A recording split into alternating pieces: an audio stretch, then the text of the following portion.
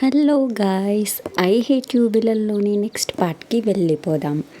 ఏంటమ్మా సిరి నిన్ను పిలుస్తుంది అని అడుగుతుంది వచ్చిన ఆంటీ. దీనికి అన్నీ కావాలి అని మనసులో అనుకుని పైకి ఏం లేదు, అది ఫ్రెష్ అవుతుంది. టవల్ మర్చిపోయింది ఆంటీ, నన్ను తీసుకొని ఇమ్మంది. అయినా ఇక్కడ ఉండేది మేము ఇద్దరమే, నన్ను కాక ఎవరిని పిలుస్తున్నది?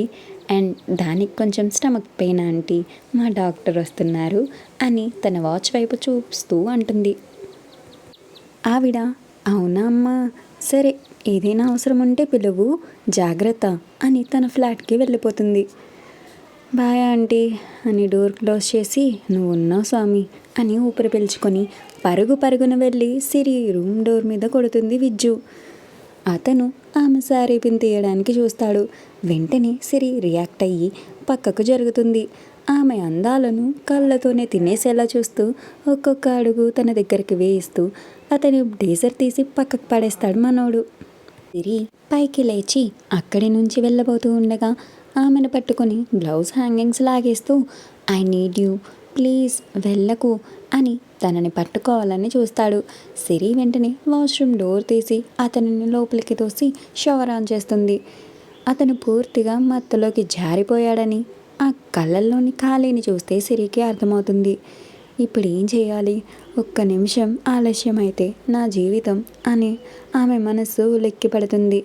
ఆమెను పట్టుకోవాలని ముందుకు వచ్చిన అతన్ని చూసి సిరి ఒక్కసారిగా ధైర్యం తెచ్చుకొని ప్లీజ్ కామ్ డౌన్, నీకు ఇప్పుడు ఈ షవర్ బాత్ కావాలి అంటూ అతనిని కంట్రోల్ చేసే ప్రయత్నం చేస్తుంది. షవర్ ఆన్ చేసిన క్షణం ఆ చల్లని నీళ్ళ తాకిడితో అతను ఒక్కసారిగా తడబడతాడు. అదే అవకాశంగా చూసిన సిరి అతన్ని అక్కడే వదిలి బయటకు వెళ్ళాలని చూస్తుంది. కానీ అతను పూర్తిగా కంట్రోల్ను కోల్పోయి ఆమె చేయి పట్టుకొని డోంట్ లీవ్ మీ ప్లీజ్ అని తడబడుతూ అంటాడు. ఆ మాటల్లో కోరిక లేదు, భయం, నిస్సహాయత మాత్రమే ఉన్నాయి. అది చూసిన సిరి గుండె విలవిలలాడిపోతుంది. నువ్వు ఎలా ఉండడం నీ తప్పు కాదు, కానీ నేను నిన్ను ఎలా వదిలేయలేను అని తనలో తాను అనుకొని నేను ఎక్కడికి వెళ్ళను, నీతోనే ఉంటాను. Please calm down, just relax for a few minutes అని చెప్తూ ఉంటుంది. బయట నుంచి విజ్జు డోర్ని గట్టిగా కొడుతూ సిరి డోర్ ఓపెన్ చేయి ప్లీజ్ అంటూ ఉండగా అదే సమయంలో బయట నుంచి కాలింగ్ బెల్ గట్టిగా మోగుతుంది.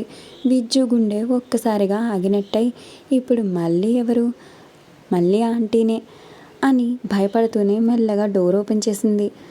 తను భయపడినట్టుగానే ఎదురుగా ఆంటీ వచ్చి నిలువు స్తూపంలో నిలబడుతుంది.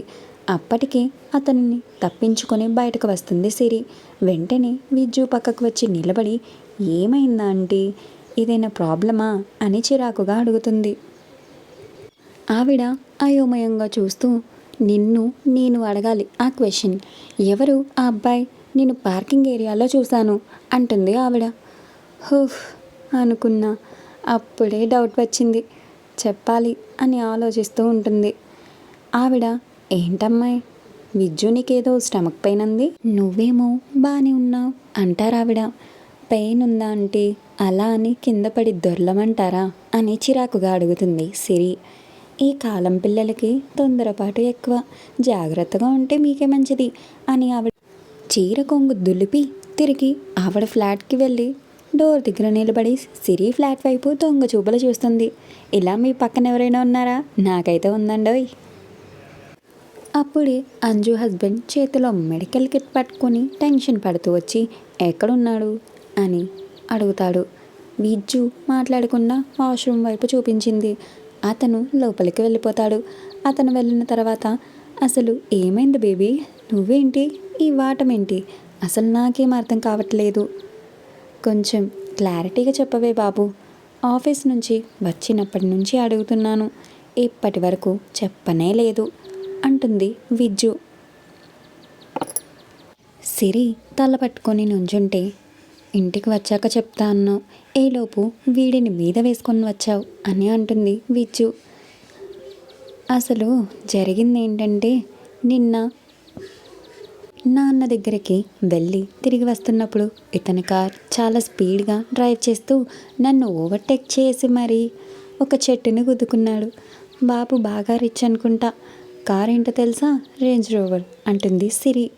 ఆ తర్వాత ఏమైంది అని విజ్జు అడగగా, ఏమవడం ఏంటి, ఉన్నాడా పోయాడా అనుకొని గబగబా స్కూటీ ఆపి వెళ్ళి చూసేసరికి అతని డోర్ తీసుకొని కింద పడ్డాడు. అతనికి అయిన గాయాలకి వెంటనే ఇలా కట్టు కట్టాను. ఆ తర్వాత అతని డ్రైవర్ వచ్చి అతనిని తీసుకొని వెళ్ళాడు. ఆ రోజు అలా అయిపోయింది. ఈ రోజేమో ఆఫీస్ నుంచి వస్తూ ఉండగా పిన్ని కాల్ చేసింది కదా, నాన్న రమ్మన్నారు. అమ్మ, నిన్న ఒకసారి అందంగా రెడీ అయ్యి చీరలో పద్ధతికి రా, మీ అమ్మని ఇవాళ ఎందుకో గుర్తు చేసుకున్నారా ఆయన? నువ్వు మీ అమ్మలా ఉంటావు కదా, నిన్ను చీరలో చూసుకుందామని అనుకుంటున్నారు అని ప్రేమ ఒలకపోస్తూ చెప్పిందే. అలాగే నైట్ డిన్నర్ కూడా మా ఇంట్లోనే అని చెప్పింది. సరేలే, ఎంతైనా అమ్మ జ్ఞాపకం ఉంటుంది కదా అనుకొని నేను రెడీ అయి ముందు బార్కి వెళ్ళి అక్కడ అంతా మాట్లాడాను. టైం అవుతుండగా మేనేజర్ పర్మిషన్ తీసుకొని అక్కడి నుంచి ఇంటికి వెళ్ళాను. అక్కడికి వెళ్ళేసరికి ఎవరో గొట్టంగాడు, ఒక 40 years ఉంటాయి వాడికి, డాడీ ఏదో అగ్రిమెంట్ చేసుకున్నాడంట. బిజినెస్లో ఏదో లాస్ వచ్చి 120 CR ఇచ్చాడంట అతను.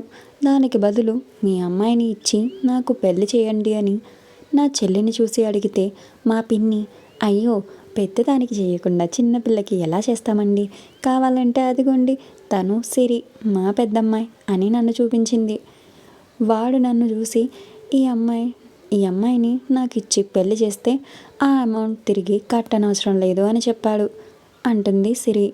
మరి నువ్వేమన్నావు అని ఆత్రంగా అడుగుతుంది విజ్జు. కావాలంటే మీరు చేసుకోండి, నాకు అవసరం లేదు. నాది నేను సంపాదించుకొని తింటున్నాను, మీరు నాకేమీ పెట్టట్లేదు, నేను మీ దగ్గర ఏమీ తీసుకోవట్లేదు. మీ దగ్గర ఇంకొక అమ్మాయి ఉంది కదా, ఏ పిన్ని, నీకున్న కూతురిని నువ్వే చేసుకోవచ్చు కదా. ఇప్పుడు వాడు ఏజ్లో పెద్దవాడు కాబట్టి నాకు ఇచ్చి చేస్తున్నావా అని నేను మొహం మీదే అడిగేశానే అంటుంది సిరి.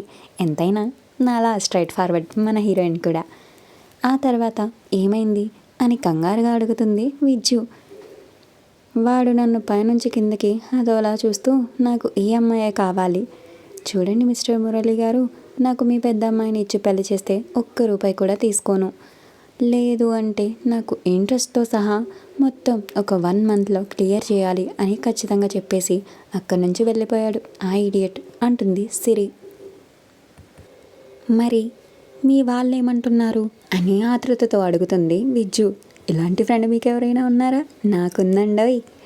అయితే అయినా దీని కళ్ళు CCTVలా ఎప్పుడు మా కొంపు మీద ఉంటాయి. దీని దుంపతెగా ఇప్పుడు ఎలా?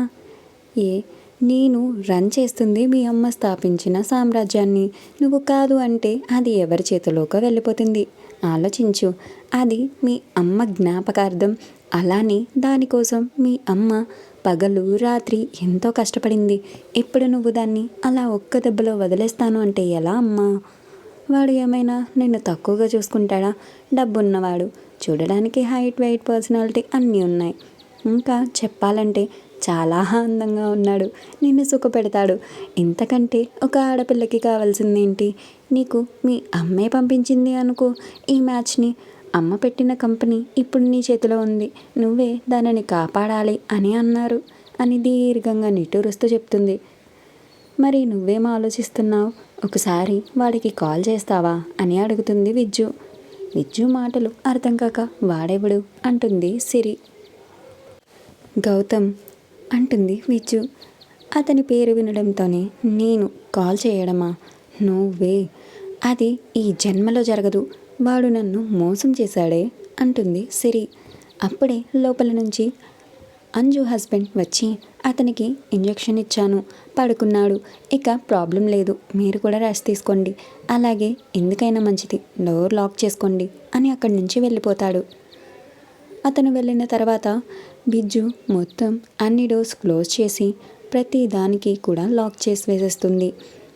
ఆ తర్వాత మళ్ళీ సిరి దగ్గరికి వచ్చి కూర్చొని, సిరి నేను ఒకటి అడుగుతాను, తప్పుగా అనుకోవు కదా అంటుంది. లేదే, నీ విషయంలో నేను ఏమీ అనుకోను, చెప్పు ఏంటో అంటుంది. అది కూడా నీకు ప్రాబ్లం లేకపోతేనే నేను నీ బెస్ట్ ఫ్రెండ్ అనుకుంటే చెప్పు, లేదు అనుకున్నా పర్వాలేదులే. ఎందుకంటే మనం 1 ఇయర్ నుంచి మాత్రమే కలిసి ఉంటున్నాం. కానీ అంతకుముందు నువ్వెవరో నేనెవరో అంటుంది విజ్జు. అదేంటి అలా అంటావు? చిన్నప్పటి నుంచి నాకు ఎవరు బెస్ట్ ఫ్రెండ్స్ లేరు. నాకు ఉన్న ఏకైక ఫ్రెండ్ బెస్ట్ ఫ్రెండ్. అయినా అక్క అయినా చెల్లైనా అన్నీ నువ్వే అంటుంది సిరి. హ్యాపీగా ఫీల్ అయిన విజ్జు, ఓకే ఇప్పుడు చెప్పు అని అడుగుతుంది. దీర్ఘంగా నిట్టూర్చి, 4 ఇయర్స్ బ్యాక్ నేను engineering student, Gautam medical student. మా కాలేజెస్ పక్కపక్కనే ఉన్నా ఎప్పుడు ఒకరినొకరం గమనించలేదు. ఒకసారి మా కాలేజీలో స్టూడెంట్స్ కోసం మెడికల్ క్యాంప్ పెట్టారు. అక్కడికి గౌతమ్ కూడా వచ్చాడు. ఇదిగో అతని పిక్ అని మొబైల్లో ఒక పిక్ చూపిస్తుంది. విజ్జు నవ్వుతూ, బాబు నువ్వు నిజంగానే బాలీవుడ్ హీరోలా ఉన్నావు అంటుంది. తను మళ్ళీ కంటిన్యూ చేస్తూ, ఆ రోజు అందరికీ బ్లడ్ టెస్ట్ జరుగుతున్న సమయంలో అతని టీం లీడ్ చేయమని వాళ్ళ ప్రొఫెసర్ దగ్గర నుంచి స్ట్రిక్ట్ ఆర్డర్ వచ్చింది. అతను అలా టెస్ట్ చేస్తున్న వాళ్ళని గైడ్ చేస్తూ ఉండగా దూరం నుంచి నన్ను చూసి విజిల్ వేశాడు. నేను ఫస్ట్ పట్టించుకోలేదు. మళ్ళీ మళ్ళీ అదే సౌండ్ రిపీట్ అవుతుంటే వెనక్కి తిరిగి చూశాను. ముందు గౌతమ్ బాబు స్టైల్గా సిగరెట్ పఫ్ చేస్తూ నన్ను రమ్మని పిలిచాడు. నేను అటుపక్కగా వెళ్తున్న ఒక అబ్బాయిని పిలిచి గౌతమ్ను చూపించి ఎవరతను అని వాడిని అడిగితే వాడు మన సీనియర్ అని చెప్పాడు. అయ్యుండొచ్చులే, మనం ఎప్పుడు చూడలేదు కదా అని అతని దగ్గరికి వెళ్తున్నాను. వాడు ఎక్కడో ర్యాగింగ్ చేస్తాడో అని ఒక పక్కన నాకు భయం. ఈలోపు ఎవడో స్పీడ్గా వచ్చి నన్ను చూసుకోకుండా గుద్దేశాడు. అంతే, నేను ఒక్క నిమిషం పడిపోయా అనుకున్నా. ఒక చేతిలో నన్ను, మరొక చేతిలో నాకు డాష్ ఇచ్చిన వాడు జుట్టు పట్టుకున్నాడు మనోడు. మరి గౌతమ్ని సిరి నిజంగా ఇష్టపడిందా? గౌతమ్ గురించి మీరేమనుకుంటున్నారు? నాకు ఒక మంచి కామెంట్ ఇవ్వండి. నెక్స్ట్ ఎపిసోడ్లో మళ్ళీ కలుద్దాం. అంతవరకు టాటా, బాయ్ బాయ్.